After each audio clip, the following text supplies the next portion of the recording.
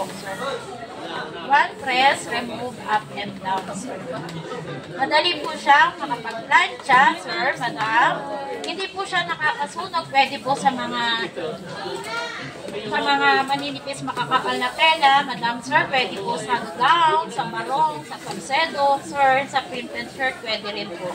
Ganyan po, sir. Tapos po, sir, pwede rin po sa may mga tatak sa rubberized design. Ayan po, sir. One press, remove up and down. Kahit po i-stay niyo po yung plancha sa tatak, hindi po yung didikit. Kasi po, ang may tubig yan? Yes po, sir, may tubig po siya. Steam iron po siya. Dito po nilalagyan ng tubig, sir. Para po malagyan ng tubig, sir, remove the cord, ida-download po, and then press and pull. Tapos po, sir, lalagyan niyo po dito ng tubig. 85 ml of water. Malinis sa tubig lang po. Huwag ninyo lalagyan ng downy kahit anong tubig. Basta malinis sa tubig lang. Wala pong halong downy. Kasi po, pag may halong downy, is maglilig po yung plancha. Imbis na mag-steam, maglilig at magbara. Ganun po, sir.